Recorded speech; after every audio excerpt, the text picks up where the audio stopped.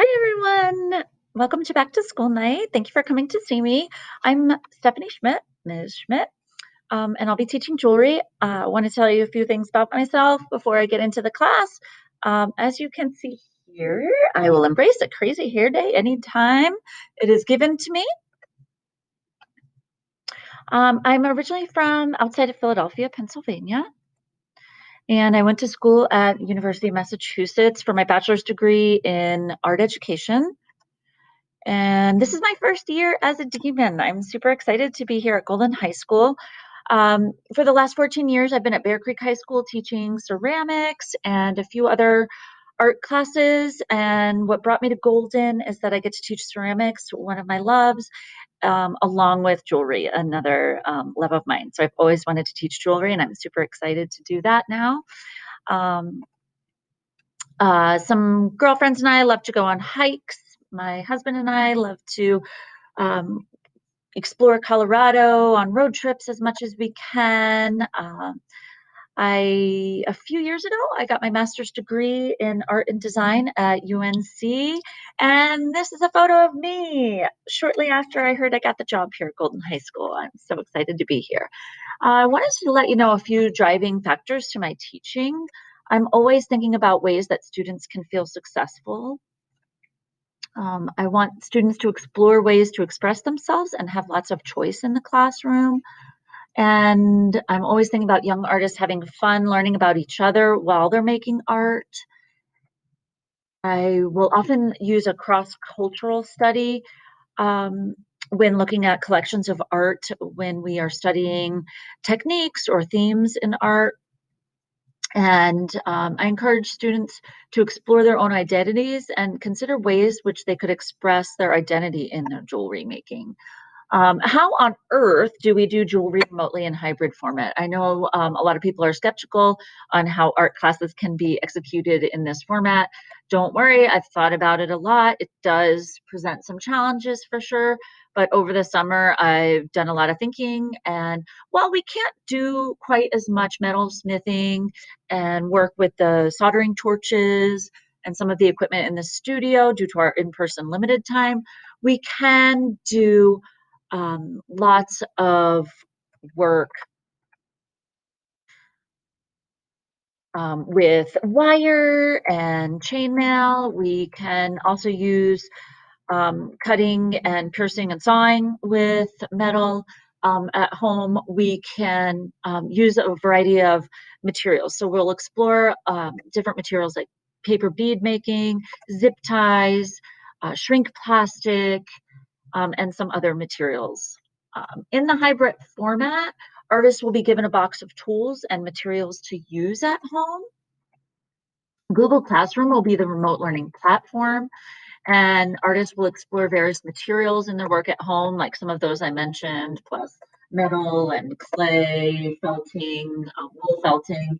The metal smithing equipment and soldering torches can be used in the in-person classroom, and lots of the planning for those projects can be done at home in remote learning.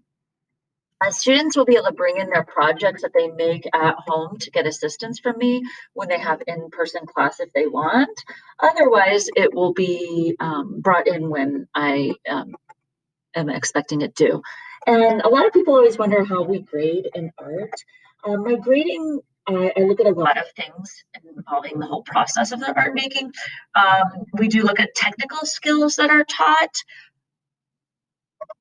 and they're also graded on creative ideas and execution of those ideas, their use of time, participation, and effort in the class, and maintenance of materials and tools in the classroom, as well as at home, since we have them at home.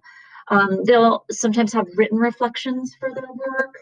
And we also do some kind of um, short-term formative assignments like icebreakers, sketching, planning activities, art observations, and responses to art.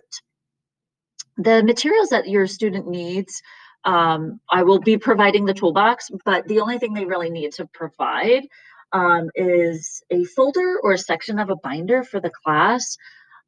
We will have sketches and some written work. Blank white paper for the sketching is great. I just use printer paper. a lot of times. The 8.5 by 11 printer paper is awesome. Or if they really have a sketchbook they already like, or want to buy a small sketchbook, that's fine. I just don't want to hand those out because they're often pretty big, and in reality, we're only going to use a small portion of them. And I know a lot of kids like to kind of organize things in a binder or folder, so they can have that choice. I will have some binders, paper, and folders in class that I can provide for students who would rather just get that from me in the classroom. Otherwise, it's their choice on what to buy. And please don't go spending a lot of money on that. What can you do to support your child in jewelry class? Ask them about their assignments and artwork that they're making. Encourage them and make time to look at their artwork. You can please help them try to create a space at home where they can make their artwork. It could get a little messy, so this should not be on a fine piece of furniture. Perhaps you can put down a plastic trash bag to protect it, or an old tablecloth, an old t-shirt to protect the area. It's really nice that the students can just sort of leave the materials out and have a station that they can always go to, so they're not constantly unpacking and repacking things. But if that's how it has to be, I totally understand. You're sharing that space with other people at home, and space can be limited. Um, but helping them pick out that place and assigning it would be great. Reach out if you have any questions, or if there's something you would like me to know about your child. I want to support them the best that I can. And I just wanted to include this photo of a rainbow that will often pop up outside my front doorstep. And I love seeing it because it reminds me that even though we have a stormy semester ahead and there's a lot of unknowns and a lot of challenges with this whole COVID situation, I'm looking for the wonderful rainbows that do happen after the storm. And good things can come from this situation with us being challenged and just working together. I think it's also a great time to just kind of remind ourselves to stop and smell the roses, take it slow, ask for some help when needed, and enjoy the little things as well, and the small successes that we have in the classroom. And I want to help students to celebrate that. So please reach out if you have any concerns or questions. This is me, super psyched to meet your child and get to know them and teach jewelry to them. My email address here is the best way to reach me and get a quickest response. Voicemail is great too. It's just I can't check that quite as often throughout the day. Thank you so much for coming, and I look forward to meeting your student.